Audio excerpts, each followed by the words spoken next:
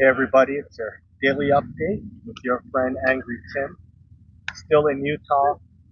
Thought you might like this background here.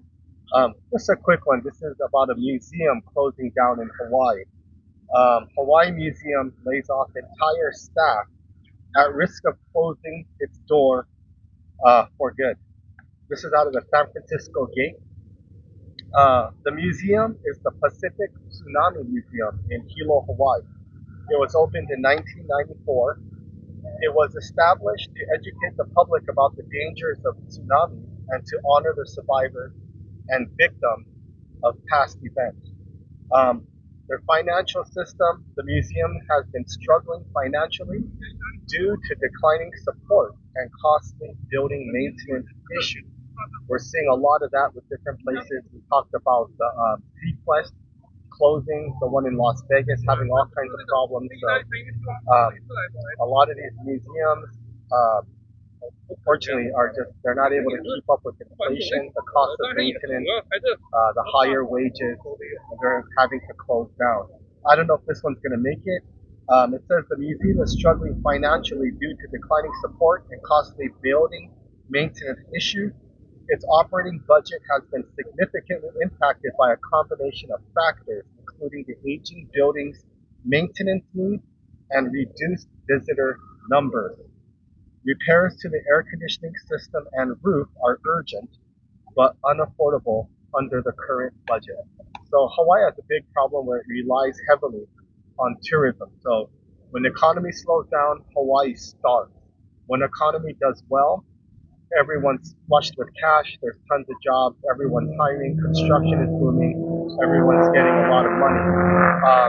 And it usually seesaws. Like when the U.S. is doing well, maybe other parts like Asia might not be doing well. So Hawaii will just market mainly to mainland customers, and that'll keep them afloat.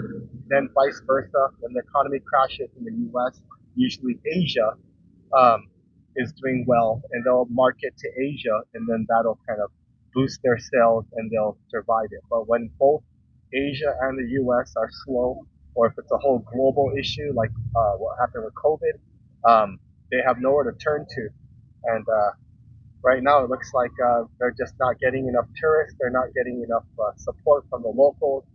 I don't know if they're getting grant money as well, but I guess everything's drying up right now. Earlier this month, the museum laid off all 10 of its paid employees to cut costs. Despite this, former staff members have volunteered their time to keep the museum partially operational on a reduced schedule. The museum is housed in a 100-year-old building, which has become increasingly expensive to maintain. Many of the museum's most dedicated supporters, including tsunami survivors, have passed away, leading to reduced community engagement. The lack of recent tsunami events has contributed to public complacency about the risk and the museum's importance. So how soon we forget, right? No one wants to go to a tsunami museum when there's no tsunamis going around. They don't want to, you know, donate any money there.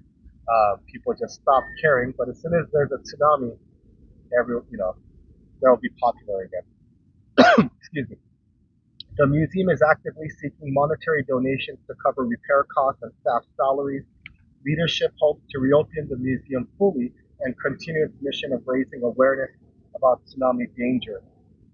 Hawaii has experienced devastating tsunamis in 1946, 1960, 1975, and the museum plays a critical role educating both locals and visitors. So, anyway, that's the Hawaii Tsunami Museum. If you want to make a donation, you can contact them on their website. But just another museum having hard times and maybe closing down for good. Just a quick update, but I just wanted to get you this view. Beautiful out here. Have a nice day. Your friend, Angry Tim.